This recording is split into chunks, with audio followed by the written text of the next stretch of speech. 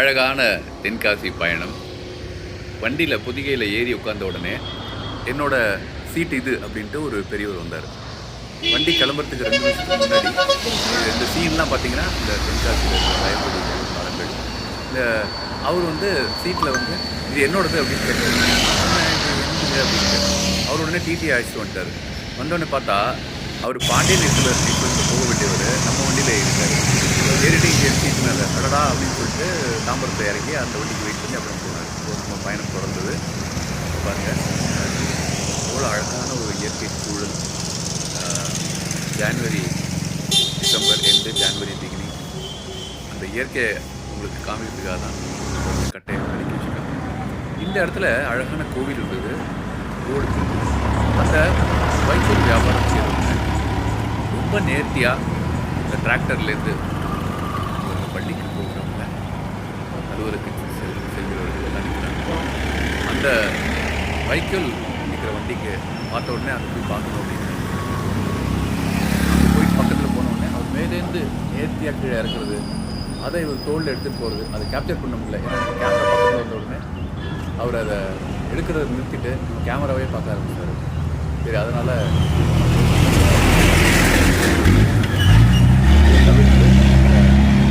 அடிக்க அழகு மட்டும்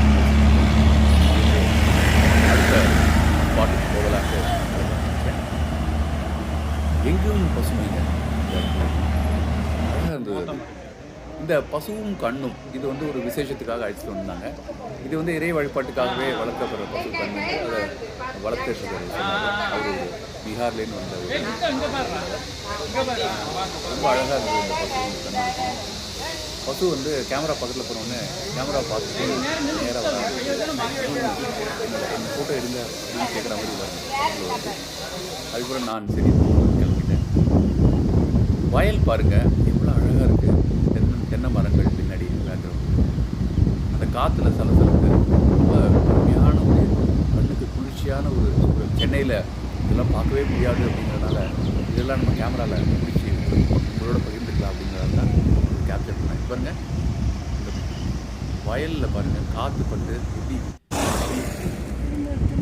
நீர் வளம் அடுத்தது. மழை பெஞ்சாங்க, அந்த பாத்தி கட்டின இடத்துல தண்ணி தேங்கி இருக்குது நிறையா. எல்லா குளங்கள்லேயும் அழகான நீர்த்தேக்கம் இருக்குது.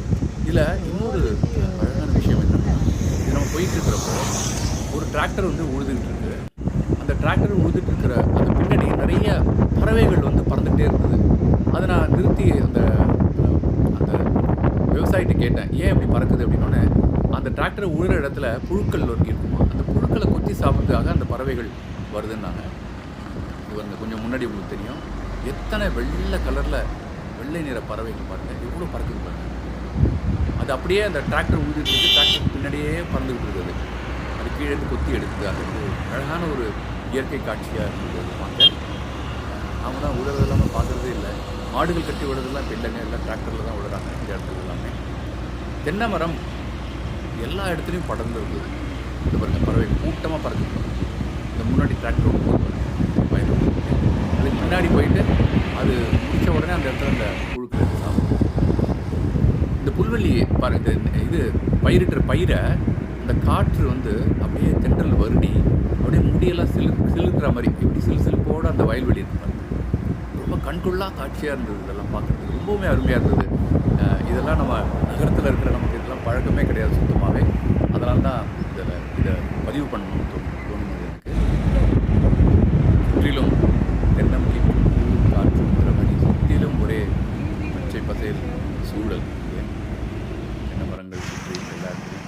இன்னொரு தோட்டத்தில் மொத்தமாக அந்த செவ்வந்தி இருந்தது, பூந்தோட்டம் அருமையாக இருந்தது. பூக்கள் பூத்து அப்படியே மஞ்சள் என்னோட ரொம்ப ஃபேவரட் கலர், ரொம்ப பிடித்தமான ஒன்று. இந்த தோட்டத்தை பார்த்தோன்னே அது எப்படியும் உங்கள் கண்ணுக்கு கொண்டு வரணும் நம்ம கேமரா மூலமாக. இதை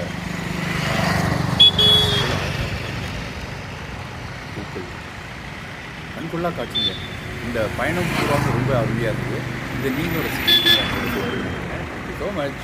பாய்.